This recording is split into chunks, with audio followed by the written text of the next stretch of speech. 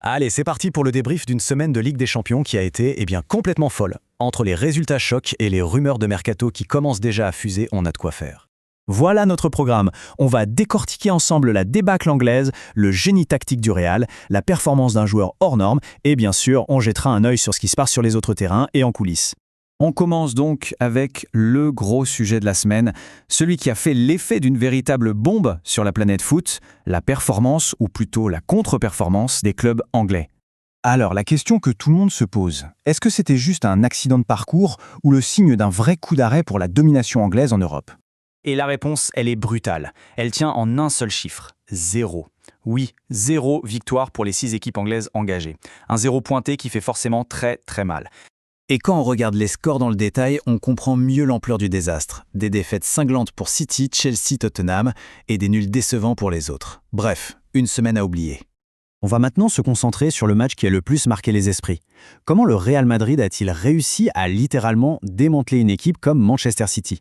En fait, tout s'est joué au milieu. Le Real a complètement étouffé City en créant un surnombre. Résultat ?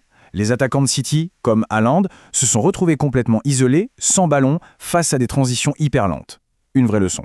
Et les notes des joueurs, ça ne pardonne pas. Ça résume parfaitement le match. D'un côté, on a un Fede Valverde qui frôle la perfection, avec même un 10 sur 10 dans l'équipe, et de l'autre, Haaland et Savinho qui héritent de la pire note possible. Le contraste est saisissant.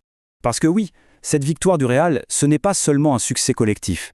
C'est aussi surtout le soir où un joueur a livré une performance qui restera dans les annales. Même la presse anglaise, pourtant dure en affaires, a dû s'incliner. Un vrai génie. Voilà comment le Daily Mail a titré.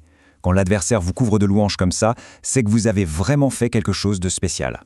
D'ailleurs, sa performance lui a valu un surnom lourd de sens, la Saeta, la flèche en espagnol. Ce n'est pas anodin, c'était le surnom d'une légende absolue du club, Alfredo Di Stefano. On parle d'un héritage immense.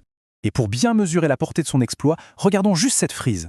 Valverde rejoint un club ultra fermé. Il marche sur les traces de géants comme Puskás.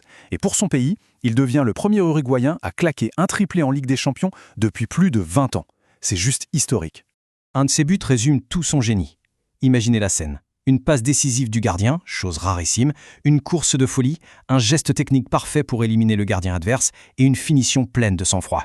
La grande classe. Forcément, après une semaine avec de tels retournements de situation, les coulisses s'agitent. Le mercato n'est pas encore ouvert, mais les dominos, eux, commencent déjà à trembler. Et la rumeur qui met le feu aux poudres, c'est celle-ci. Erling Haaland, l'un des meilleurs attaquants du monde, pourrait-il rejoindre le Barça ? Et attention, ce n'est pas qu'une simple rumeur lancée en l'air. On a la confirmation qu'une rencontre au sommet a bien eu lieu à Madrid entre des représentants du Barça et les dirigeants de City. Et le nom de Haaland était au centre des discussions. Pour ajouter un peu d'huile sur le feu, un autre attaquant de classe mondiale, Julián Álvarez, a lâché cette petite phrase qui veut tout dire et rien dire à la fois. Sa réponse évasive a suffi à lancer des spéculations sur un possible transfert, notamment vers le Barça. Pendant ce temps-là, en Italie, ça bouge aussi. L'Inter Milan serait en train de préparer une véritable révolution pour la saison prochaine. On parle de départs importants, mais aussi de cibles très intéressantes pour renouveler l'effectif.